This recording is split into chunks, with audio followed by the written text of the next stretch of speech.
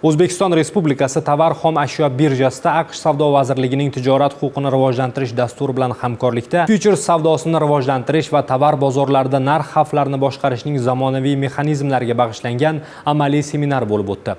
Unda brokerlar, treyderlar, biznes vakillari va birja bozorining boshqa ishtirokchilari qatnashdi. Navbatdagi lavhamiz shu haqda. Ushbu loyihani joriy etish to'g'risidagi seminarning asosiy maqsadi ishtirokchilarni muddatli bozorlarini tashkil etish va hedjlash instrumentlaridan foydalanish bo'yicha ilg'or tajriba bilan tanishtirish bo'ldi. Buni esa misollar asosida AQSh futures bozoridagi ekspert Kevin Piccoli tushuntirdi.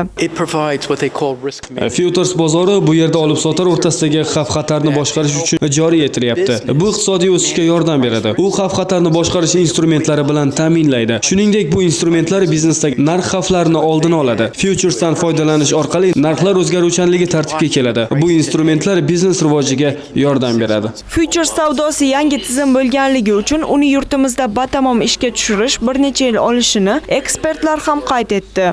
Mazkur seminarda 20 yillik tajribaga ega broker ham ishtirok etdi va u uchun bu loyiha manfaatli bo'lishini ta'kidladi. Bu futures bozorida ishlab kelayotgan uzoq yillik tajribaga ega xorijiy mutaxassislar o'z fikrlari bilan biz bilan bo'lishdi.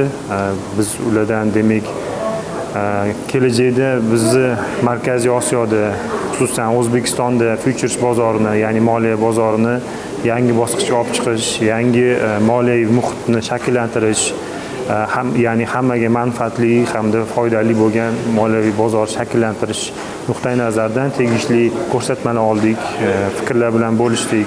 Shuningdek, seminarda tartibga solish va compliancening xalqaro standartlariga ham alohida e'tibor qaratildi. Mohinur To'rayeva, Jamshid Ibrohimov, Ovozi informatsion dasturi uchun.